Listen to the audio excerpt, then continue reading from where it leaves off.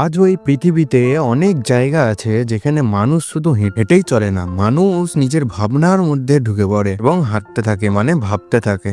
আজ আমি দাঁড়িয়ে আছি মুর্শিদাবাদের প্রাণকেন্দ্র বহরমপুর স্কোয়ার ফিল্ডে, যেখানে শুধু বইমেলা হয় না, এখানে প্রত্যেক বছর বইমেলা তৈরি হয় হাজার হাজার মানুষের ভবিষ্যতের চিন্তা ভাবনা করার জন্য। এটা কোনো সাধারণ মেলা না, এটা 45 বছরের ইতিহাস। 1981 সালের থেকে এই মাঠে বইয়ের আলো জ্বলে উঠেছে, আলো আজও নিভে যায়নি।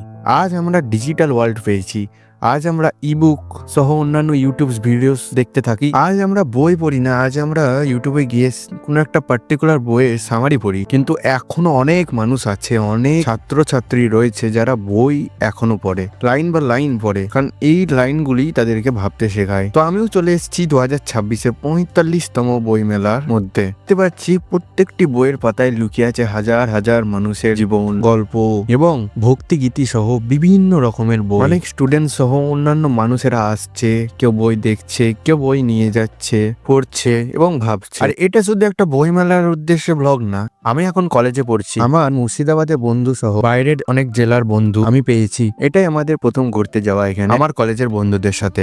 তো আমরাও এই বই মেলায় ঘুরতে থাকলাম, দেখতে থাকলাম, আনন্দ করতে থাকলাম। সত্যি বলতে বই মেলায় যাওয়ার থেকে আমাদের বড় উদ্দেশ্য যেটা ছিল বন্ধুদের সাথে দেখা করার।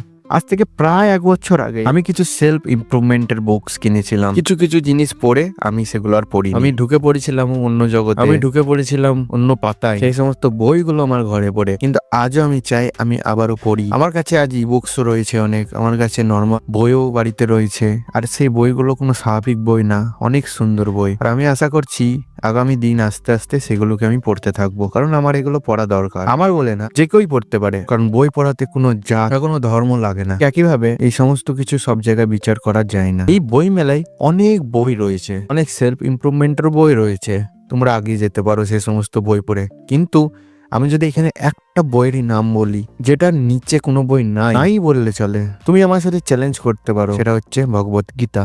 আরে ভগবত গীতার আপাতত আমি অন্তত 4টে অধ্যায় পড়েছি, বাকি অধ্যায়গুলো এখন আমার পেন্ডিং এ পড়ে আছে। আশা করি সেগুলোকে শেষ করতে থাকবো। তো যাই হোক, বন্ধুদের ঘোরাফেরা, আড্ডা মারা, হালকা কিছু খাওয়ার মাধ্যমেই বন্ধুদের সাথে মিট আপ কমপ্লিট হলো। মুর্শিদাবাদ জেলায় এরকম মেলা হয় জেনে তোমরাও গর্ববোধ করছো, পাশাপাশি আমরাও গর্ববোধ করছি। আশা করি আগামী দিনেও এই বই মেলা হতে থাকবে। আজ আমরা বই কিনছি, কিন্তু আসলে আমরা কিনছি আমাদের আগামী জীবন। তো জানি না এই ব্লগ আপলোড হওয়ার পর বইমেলা কতদিন থাকবে। তো হ্যাঁ, এবছর না হলেও পরের বছর তোমরা এখানে এসে ভিজিট করতেই পারো, তাতে আশ্চর্যের কিছুই না। তো অবশ্যই এরকম আরো ভিডিওস দেখতে হলে আমার চ্যানেলকে সাবস্ক্রাইব করতে ভুলবে না। আমারও জীবনে এগোতে হলে তোমাদের সাহায্য প্রয়োজন, তো অবশ্যই এইটুকু তো তোমরা আমার জন্য করতেই পারো। চলো বাই।